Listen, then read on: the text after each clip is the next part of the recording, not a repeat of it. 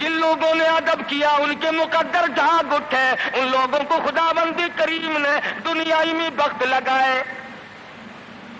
حضرت خالد بن ولید رضی اللہ تعالی عنہ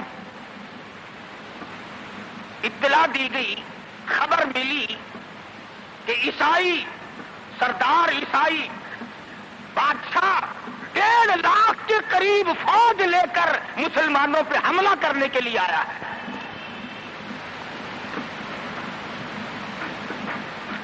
حضرت خالد بن ولید رضی اللہ تعالی عنہ کو 50-60 آدمی دیے، جاؤ بادشاہ کی فوج کا اندازہ لگا کے آؤ، تخمینہ لگا کے آؤ، اسلحہ دیکھ کے آؤ، ان کی تعداد کا اندازہ لگاؤ وہ کتنے ہیں۔ حضرت خالد بن ولید رضی اللہ تعالی عنہ چند صحابہ کرام کو ساتھ لے کر کے پہنچے۔ عیسائی بادشاہ کو پتا چلا، اس نے حضرت خالد بن ولید رضی اللہ تعالی عنہ کو بلایا اور کہنے لگا کہ دیکھو جنگ اچھی چیز نہیں ہے، ہم سے صلح کر لو، ہم سے صلح کر لو۔ حضرت خالد فرمانے لگے صلح میں دیر کیا ہے، قول لا الہ الا اللہ محمد الرسول اللہ صلی اللہ علیہ وسلم، کلمہ پڑھ، مسلمان بن جا، میرا بھائی بن جا، جنت کا حقدار بن جا، میرے نبی کا غلام بن جا، اللہ کی توحید کا ماننے والا بن جا، ابھی تمام باتوں میں صلح ہو جائے گی۔ السلام علیکم ورحمۃ اللہ وبرکاتہ۔ حضرات، آج پھر آپ کی خدمت میں لے کر آئے ہیں بیان حضرت مولانا قاری حنیف صاحب رحمۃ اللہ علیہ کا، جس کا عنوان ہے حضرت خالد بن ولید رضی اللہ عنہ کی بہادری۔ آئیے ہم سب مل کر اسے سنتے ہیں اور اپنی زندگی کو بدلنے کی کوشش کرتے ہیں۔ وہ کہنے لگا بڑا جلدی کلمہ پڑھا ہے، جیسے میں اکیلا بیٹھا ہوں، تو نے میری فوج دیکھی ہے؟ 1.5-2 لاکھ فوج لے کے آیا ہوں، کھا جائے گی میری فوج تمہیں۔ کلمے پڑھا رہا ہے۔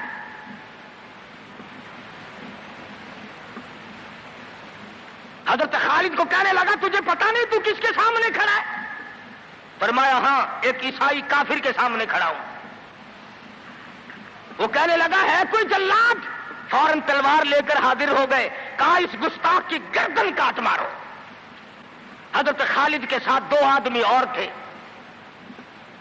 انہوں نے یہ نہیں کہا ہے جی اجی ہم تو یوں ہی بات کر رہے تھے جی، اجی آپ برہم ہو گئے، اجی حضور آپ ناراض ہو گئے۔ حضرت خالد نے یہ نہیں فرمایا کہ باہر والوں کو اطلاع کر دو، وہ 50-60 آدمی تو ہمارے ساتھ مل جائے۔ 2 ساتھیوں کو فرمایا اب ایک دوسرے کی طرف مت دیکھنا، تلوار نکال لو، انشاءاللہ حوض کوثر پہ ملاقات ہوگی۔ 3 آدمی 1.5-2 لاکھ کے مقابلے میں ٹکرا گئے۔ یہ نہ سوچا کہ ہوگا کیا۔ حضرت خالد بن ولید رضی اللہ تعالیٰ عنہ اور 2 ساتھی اور تمام کافروں کی فوج میں گھر گئے۔ جنگ شروع ہو گئی۔ ابو عبیدہ بن جراح رضی اللہ تعالیٰ عنہ کے خام میں مدنی کریم صلی اللہ علیہ وسلم تشریف لائے۔ فرمایا ابو عبیدہ تو سویا ہوا ہے، میرا خالد گھیرے میں آ گیا۔ گھبرا کے اٹھے، شور مچایا، لوگوں جلدی کرو پہنچو، خالد گھیرے میں ہے۔ حضرت خالد کی بیوی ام تمیم سنتی ہے، کہنے لگی نہیں مجھے یقین نہیں آتا، میرا خالد گھیرے میں آنے والا نہیں، آ ہی نہیں سکتا۔ گھر میں کھڑی ہو کر چاروں طرف نظر مارتی ہے، دیکھتی کیا ہے؟ وہ ٹوپی جس میں امام الانبیاء محبوب کبریا حضرت محمد مصطفیٰ صلی اللہ تعالی علیہ وسلم کے منہ مبارک رکھے ہوئے تھے، وہ بھول آئے۔ ام تمیم کہتی ہے خالد تو ضرور گھیرے میں آ گیا، تیری ٹوپی یہاں رہ گئی۔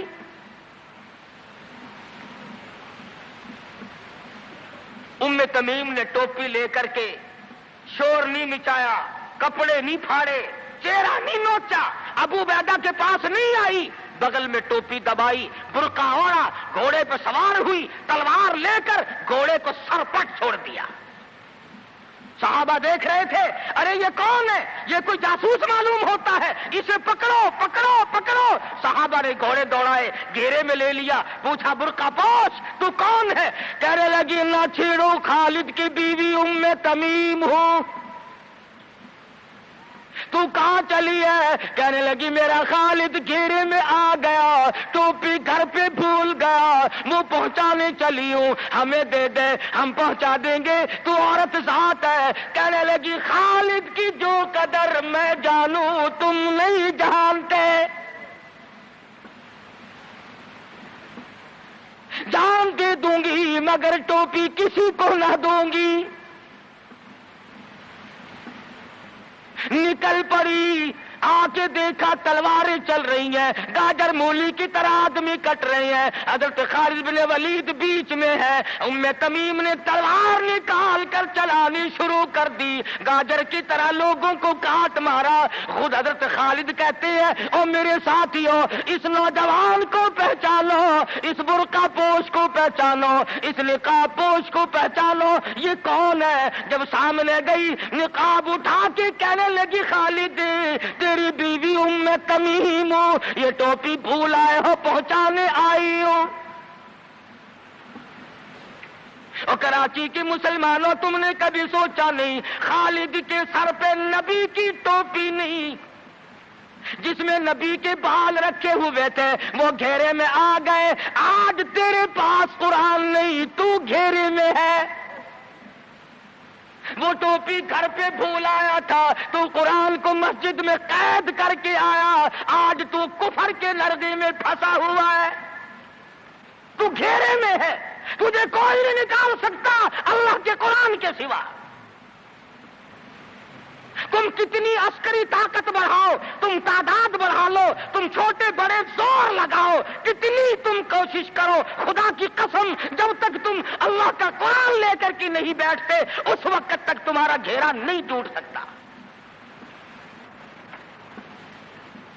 تم نے اللہ کے قرآن کو مسجد میں قید کر دیا۔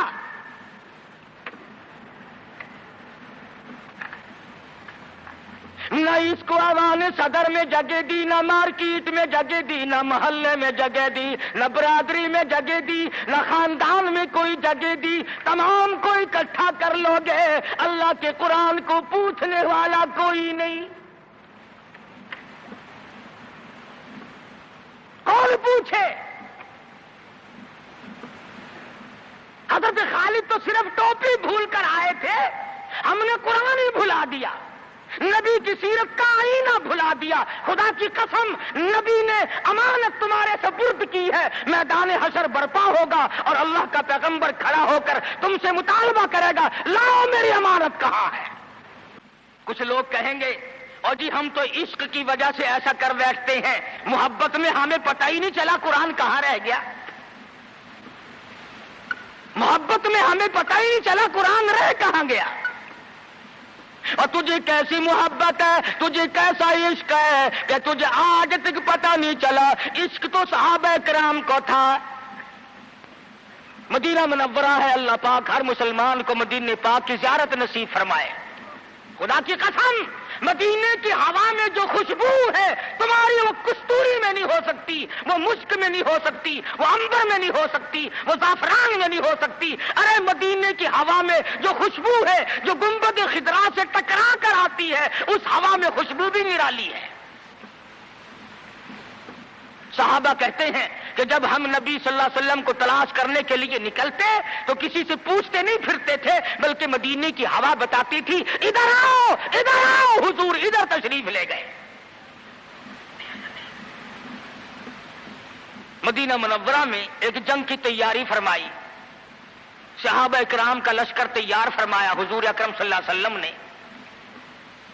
جمعے کا دن ہے، صبح کا وقت ہے، لشکر کو ساتھ لے کر کے تشریف لے گئے، 2-3 میل تک رخصت فرمانے کے لیے گئے، دعا کر کے واپس آ گئے، اللہ تمہیں کامیاب فرمائے۔ صحابی ہے حضور اکرم، سب کہہ دو صلی اللہ علیہ وسلم کا۔ آؤ عشق کی بات تمہیں بتاؤں۔ حضور اکرم صلی اللہ علیہ وسلم نے روانگی کے وقت فرما دیا توجہ کرنا، لشکر کو رخصت کرتے وقت فرما دیا، اور میرے دیوانوں اور پروانوں اور میرے جانثاروں بات سنو، پہلے جھنڈا جعفر طیار رضی اللہ تعالیٰ عنہ کے ہاتھ میں دینا، پھر جھنڈا عبداللہ ابن روا کے ہاتھ میں دینا، پھر جھنڈا اسامہ بن زید کے ہاتھ میں دینا۔ حضور کے کلام کی مراد کو اگر صحابہ نہیں جانتے تو کون جانتا ہے؟ سمجھ گئے صحابہ کہ جعفر طیار شہید ہوں گے، یہ جو حضور نے فرمایا پھر اس کو دینا، پھر اس کو دینا۔ حضور صلی اللہ علیہ وسلم کے کلام کی، فرمان کی، ارشاد کی مراد اور منشا غرض و غائب صحابہ سمجھ گئے کہ جعفر طیار شہید ہوں گے، اور پھر عبداللہ بن روا بھی شہید ہوں گے، اور اسامہ بن زید بچ کے آئیں گے۔ صحابہ کا تجربہ تھا حضور کے کلام کو سمجھنے کے لیے۔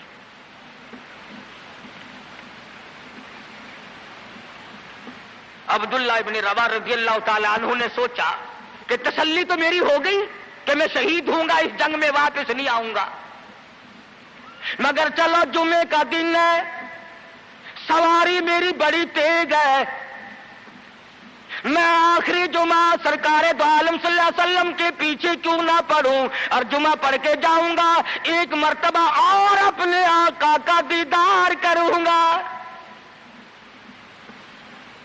واپس مدینے میں آئے، گھر نہ گئے، بیوی بچوں میں نہ گئے، باغ و بہار میں نہ گئے، فصل باڑی میں نہیں گئے، لوگوں میں نہیں گئے، سیدھے مسجد نبوی میں تشریف لائے۔ جمعے کی نماز کے بعد مدنی کریم صلی اللہ علیہ وسلم سے سلام کیا۔ حضور نے فرمایا عبداللہ میں نے تو تجھے صبح رخصت کیا تھا لشکر کے ساتھ، تجھے صبح روانہ کر دیا تھا، تو چلا گیا تھا فوج کے ساتھ۔ عرض کیا یا رسول اللہ میرے ماں باپ قربان ہو جائیں، آپ کے فرمان سے میں نے یہ اندازہ لگایا کہ میں شہید ہو جاؤں گا، میرا یہ آخری جنگ ہے، یہ آخری جہاد ہے۔ میرے دل میں ایک بات آئی، آج جمعے کا دن ہے، اپنے آقا کے پیچھے جمعہ بھی پڑھوں، آخری جمعہ پڑھوں اور آخری دیدار کر کے جاؤں۔ اب تھوڑے سے مجھے آپ بول کے بتائیں عبداللہ ابن رواح کا یہ عشق ہے کہ نہیں؟ کوئی ڈر کی بات نہیں، کوئی خوف کی بات نہیں، بیوی بچوں کی محبت نے نہیں کھینچا، باغوں کو دیکھنے نہیں گیا، بچوں سے ملاقات کے لیے نہیں گیا۔ ارے حضور کا عشق ہے، کہتا آخری جمعہ، آخری دیدار، آخری ملاقات۔ اور عرض کیا میرے آقا میں اپنے ساتھیوں کو جا ملوں گا، میری سواری بڑی تیز ہے۔ امام الانبیاء محبوب کبریا حضرت محمد مصطفیٰ صلی اللہ علیہ وسلم کا چہرے انور سرخ ہو گیا۔ فرمایا عبداللہ تو ساتھیوں کو نہیں مل سکتا، نہیں مل سکتا، جب تیرے ساتھی جنت میں جائیں گے 500 سال بعد میں بہشت میں جا سکے گا۔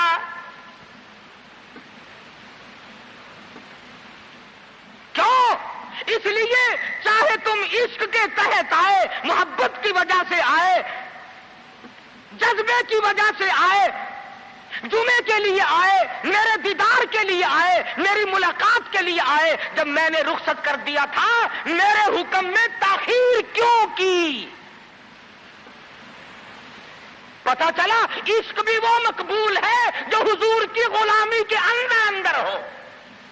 غلامی سے باہر جو عشق ہے وہ عشق نہیں، وہ فریب ہے، وہ دجل ہے۔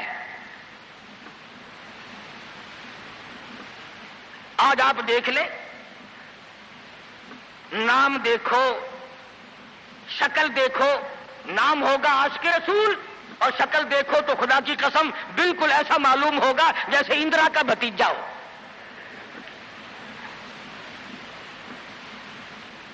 پہچان نہیں سکے گا آدمی۔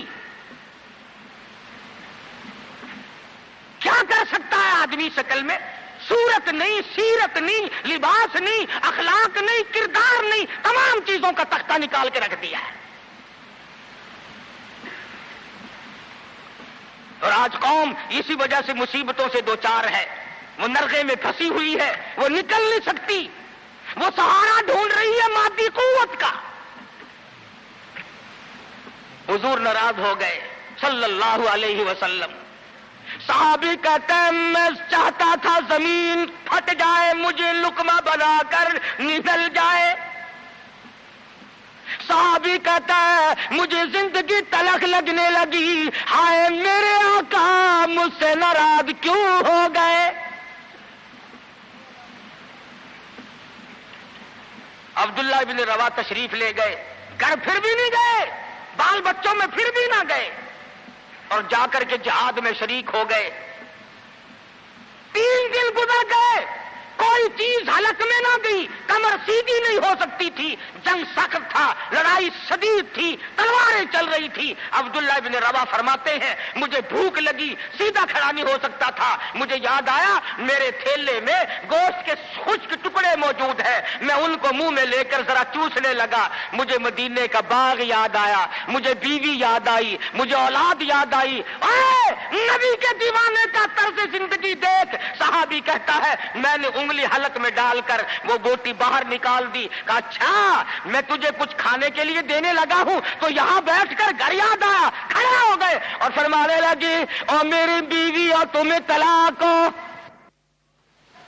اور میرے باغ بہار جاؤ، اسلام کے لیے وقف ہو تم آج کے بعد میرے نہیں۔ کسی نے پوچھا کیا کہہ رہے ہو؟ فرمایا ہاں ہاں نقشہ سامنے کیوں آیا، آخری وقت میں دنیا کا نقشہ میری آنکھوں میں کیوں کھینچا؟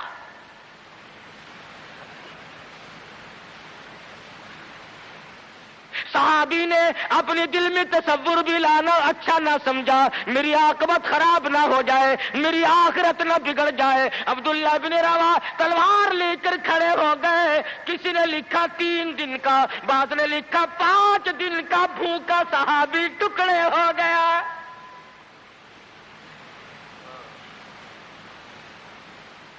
یہ تھا عشق جسے عشق کہا جاتا ہے، لیکن حضور کی اندازہ لگاؤ حکم میں تاخیر کی وجہ سے 500 سال بعد کو بہشت میں جا سکے گا، اور جنہوں نے حضور کے احکام کو سرے سے ٹکرا دیا، سرے سے ماننا ہی نہیں، انکار کر دیا، اب یہ فیصلہ تم کرو، اب یہ فتویٰ تم دو کہ وہ جنت میں کب جائیں گے۔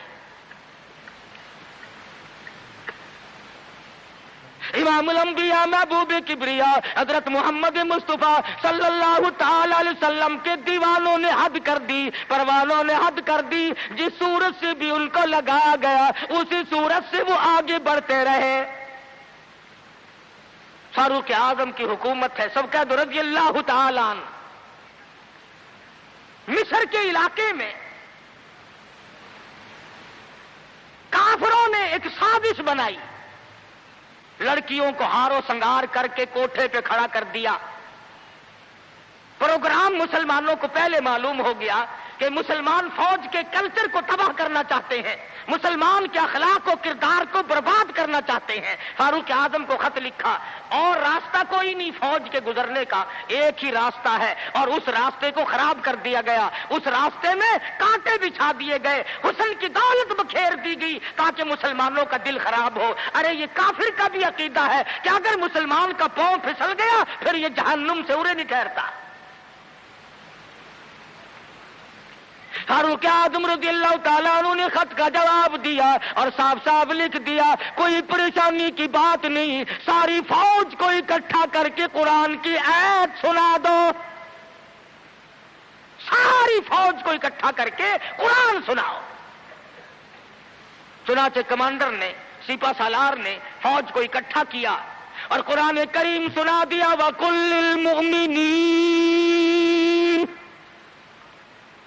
يَغُضُّوا مِنْ أَبْصَارِكُمْ وَيَحْفَظُوا فُرُوجَكُمْ ذَلِكُمْ أَزْكَىٰ لَكُمْ إِنَّ اللَّهَ خَبِيرٌ بِمَا يَصْنَعُونَ۔ مسلمانوں اپنی نظروں کی حفاظت کرو، اپنے ایمان کی حفاظت کرو، اگر تم کنکھی آنکھوں سے بھی دیکھو گے خدا تمہاری ساتھ ہے، وہ تمہاری تمام حرکتوں کو دیکھتا ہے۔